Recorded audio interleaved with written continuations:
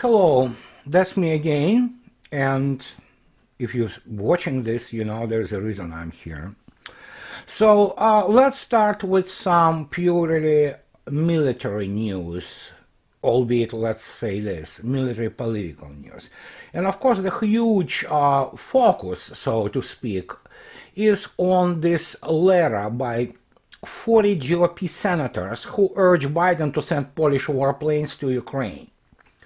Well, obviously, those people who signed that letter are all recognizable people, you know, and remarkably, people like Ted Cruz, who probably saw war only in the Independence Day movie, and pretty much most of them, with the exception of Tom Cotton, who probably got like half a year, you know, initial infantry officer training course, and then supposedly was heroic in Afghanistan. He also doesn't understand what war is, but of course, all the same suspects, like Lindsey Graham, they all signed it, and obviously, they also, what is the most remarkable, they responded to objections by the Pentagon people, by Mark Milley and by others, that it's pretty much stupid and dangerous endeavor.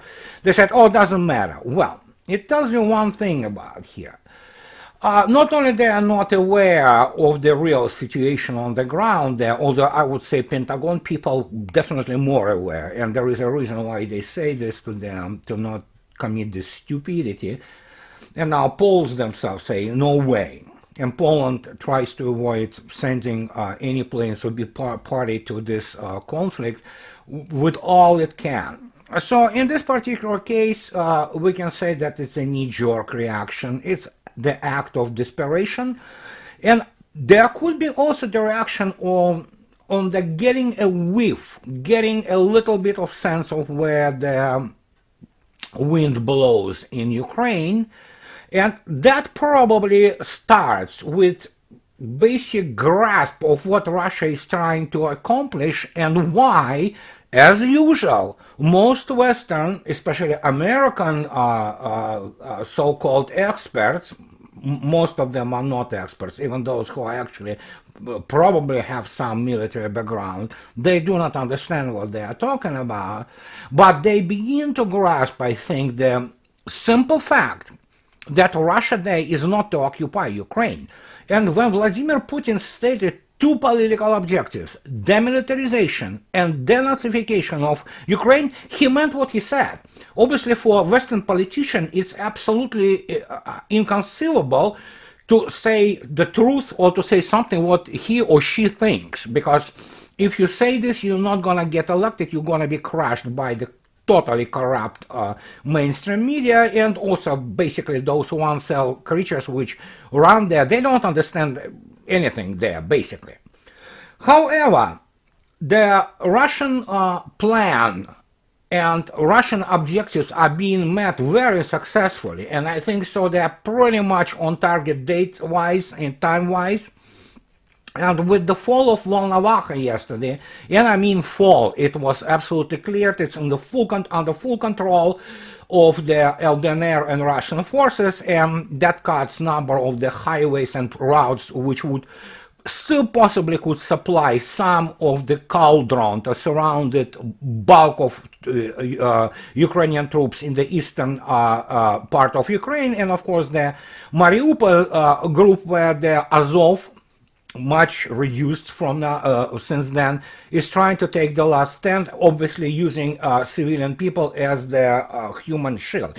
It's a normal modus operandi for them, and but the latest news were that basically most of the eastern Mariupol is now under control of LDNR and Russian forces, and same is happening to the western part, and it's the matter of days. Who knows? I don't know. I don't have full report on the ground, but some people know. And so these planes, Polish MiG-29 sending to, you know, Ukraine, it's useless. Militarily, it's stupid, actually. The reason being that, first, these are older models of MiG-29s. they are actually 80s and some early 90s versions of this. So these are obsolete planes which stand no chance against Russian Air Force, which operates 4 and 5th generation fighters, which will have really little trouble shooting them down.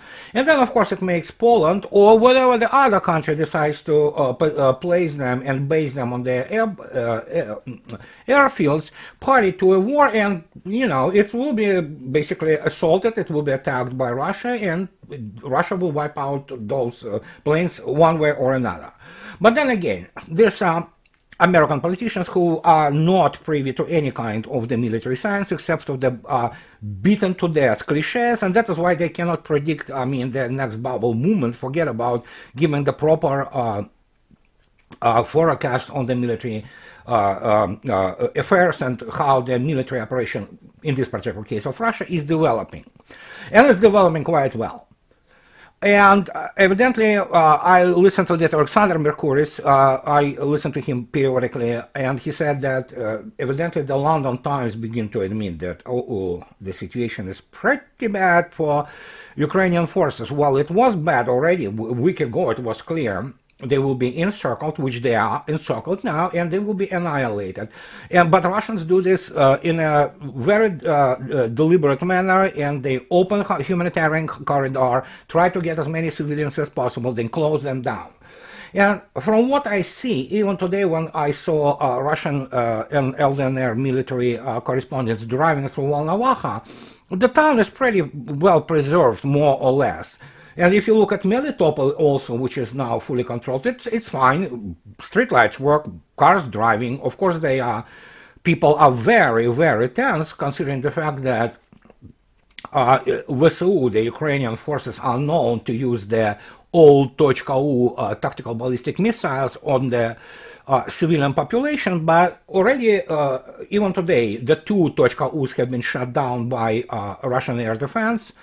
They are easy targets for Russian air defense, and that means also, and underscores, so to speak, the whole idea, yet another crazy idea by people who have the degrees in journalism and PR in US elite, is to create no-fly zone in over Ukraine. Well, good luck trying this, apart from the fact that it will deliberately degenerate immediately in the full-blown air battle, and with now Russian air defense being moved to their front lines, and Russian Air Force doing quite well, considering the fact that Ukrainian forces and Ukrainian propaganda already stated that by now Russian Air Force should have been shot down several times over, and Russians should not have any aircraft and combat aircraft left. So, but evidently it's still there, it's doing okay, and yeah.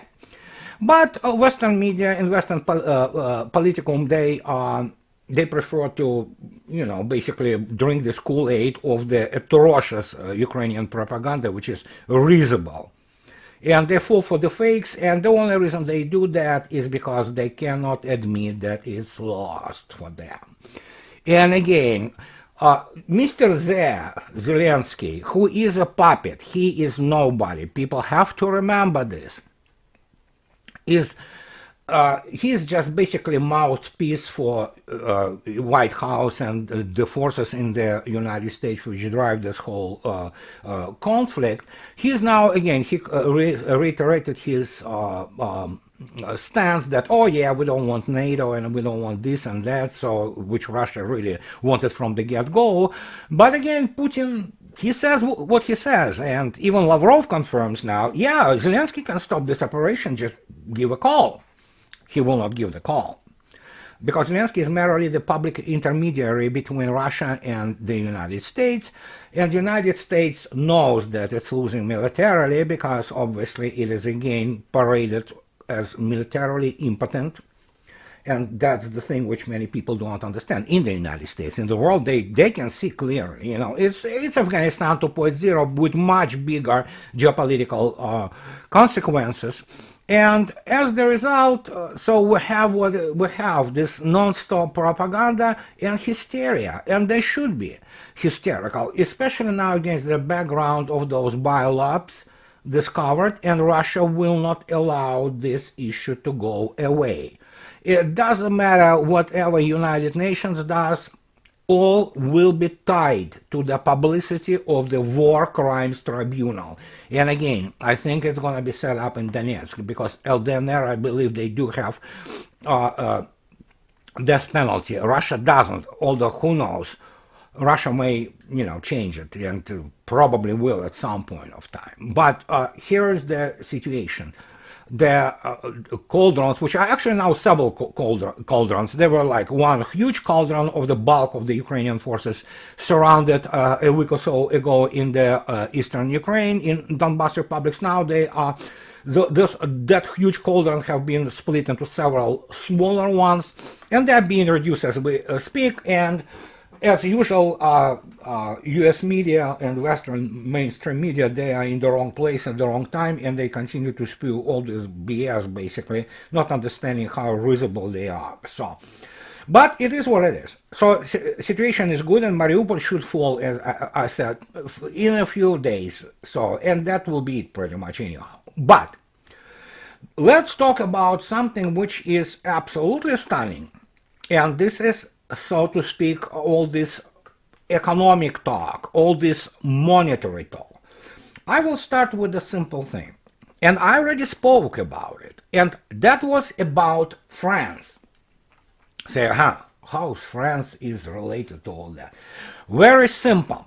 While West assaults Russia with all kinds of sanctions, evidently simply run out of them.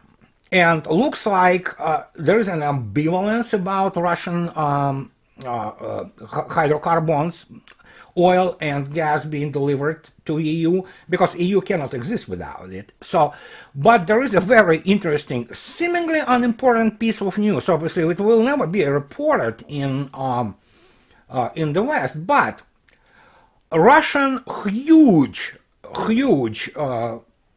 network or chains of the stores, such as Leroy Merlin, which is the rough equivalent of the Home Depot, and of course very popular in Russia, giant Auchan, they decided not to leave Russia. They just continue their operations. Remarkably, those two chains of the stores, they are French owned. And of course, when you look at the Auchan, which is kind of sort of, in some sense, Russian equivalent of Walmart to a degree, although with the bigger slant towards the groceries, the issue is very simple. If Auchan goes, guess who comes in instead, in its place?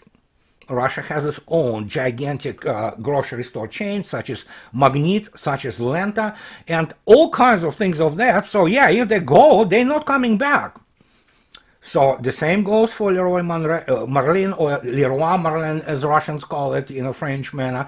So yeah, they go away. There are many Russian chains, Russian owned and operated, which will be happy to see it go, but hey, they stay. Now the other big news, well, they are small news for some people, but they are really huge, is the fact that major subcontractor of Renault, and of course French again, and this subcontractor is one which makes parts for Renault or Renault-derived automobiles, and is located in Czech Republic.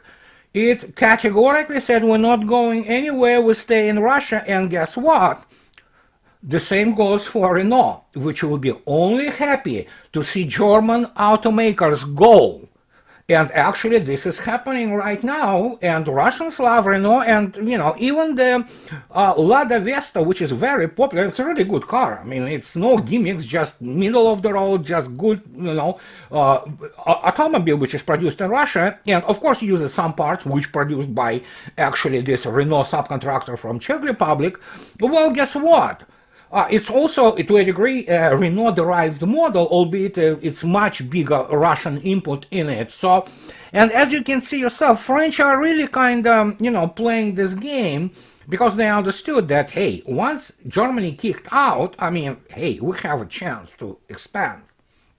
And as I already stated, the Russian market, once you get also Belarus, yeah, and then you get whatever will be economically integrated, such as already done with the LDNR, you add another probably 10, 15 million people. And you're suddenly looking at this pretty substantial 180 million population market. This is huge market, guys. It's twice the size of Germany, for example. So as you can see yourself, and French, obviously they're playing kind of, you know, what they always do, you know, and then, of course, you have the news suddenly that Turkey says, you go screw yourself, we're not imposing any sanctions on Russia. There you go. That's Turks. Who would ever thought, right? But nonetheless, today, Turkey is open and, you know, officially stated for the press that there will be no sanctions on Russia. And, of course, why should it be when Turkey benefits and Russians benefit? And instead of flying to some European resorts nowadays, Russians will still continue to reward Turkey with their hard-earned rubles and liras by going to the Turkish resorts, which are good. I mean, beaches are great. I mean, and you know, most of the hotels and service there is pretty good. You know, so Russians don't mind; they will go there. So you see, that's what is happening right now. And then, of course, Germany today complains, there are a number of the TV stations that, oh my God, we're screwed, our prices are, you know, gasoline prices alone are just terrifying. And I will give you the numbers shortly, but the fact is one of the major steel mills already closed in Germany. And in Germany, as it pretty much in very many places, the main transportation for delivering goods is, of course, trucks, autobahns, roads, and guess what? We go today to this wonderful site. It's called Global, where they are. Let me see. Global prices. Let me get, here it is. All right. Let me start giving you the prices in US dollar per gallon for the March 7 in Europe. The highest, of course, is Norway.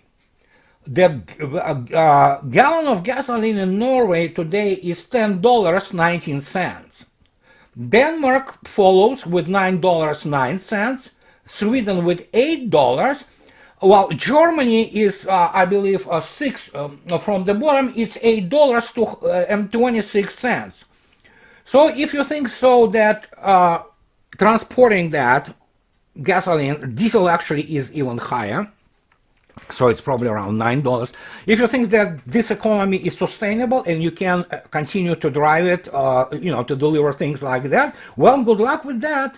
And that is so simple. It's just, I don't understand how these people didn't recognize what they were doing. But I mean, again, shooting on food is just great Western tradition now in the last 30 years, because obviously, especially when one considers their so-called intelligence services and especially mainstream media, which define public opinions and actually influence their politicians there, there's no surprise. They don't even understand where they are. They have no situational awareness whatsoever. They also cannot grasp the simple fact that what Russia says, most of it is just, yeah, that's what it is, And again, as I said, when Putin stated that we're doing demilitarization and denazification of Ukraine, this is exactly what was meant. But hey, Western media just doing the fakes and, just basically filled the air with the Russophobia and racism.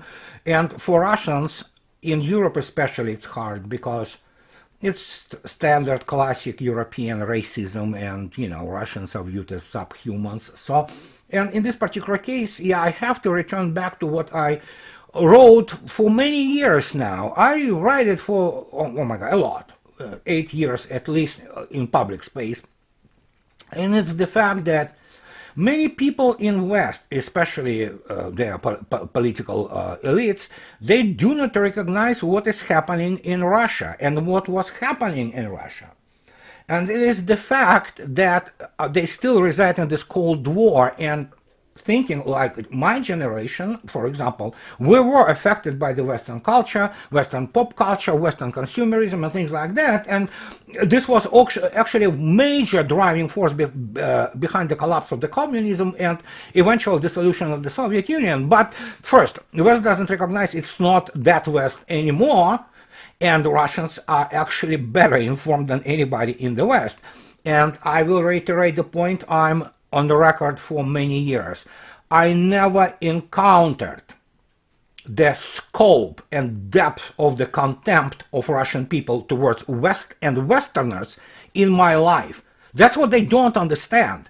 Russians do not see this value in maintaining their cultural and economic connections to the West, because the time of Russian or Soviet deficits, the time of Soviet, just nauseating propaganda and really gray, uncolorful existence is gone. Russia has its own, huge entertainment complex. Russia produces its own jeans, first-rate shoes. I mean, what have you?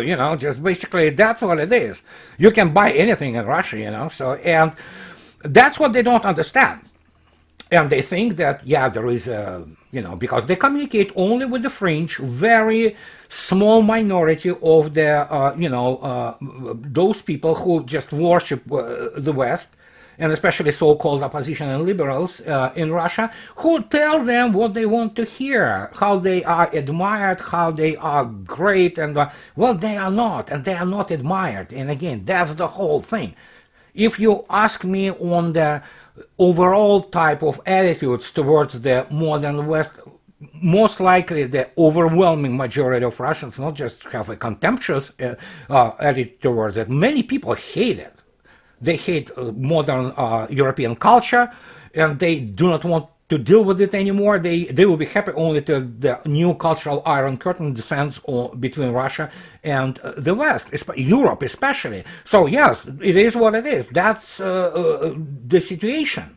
And that is why, as usual, not only they fail to grasp the scope and the objectives of the military operations in Ukraine, they still cannot grasp the fact that Russians want the break with the Western Europe, and so, and at this stage, what's left for us to only guess, considering the fact that, obviously the United States, who were primarily behind this whole mess starting from 2014, they really just failed yet again miserably, and the only thing they can do, that is why they want some of those imbeciles in top political echelons. They want the no-fly zone. They want the fighters stationed at the Polish territory. They're even ready to throw Eastern Europe at this stage under the tracks of Russian tanks, and why not? And fact is, I think so. Some of them, they have a death wish. But I am on the record again. For years, I wrote about the fact that, with the exception, and not, with the exception of not all of them, but at least part of the U.S. military, and maybe some people in the intelligence community understanding what is going on and where it all goes. Most of them, they have no grasp of real situation.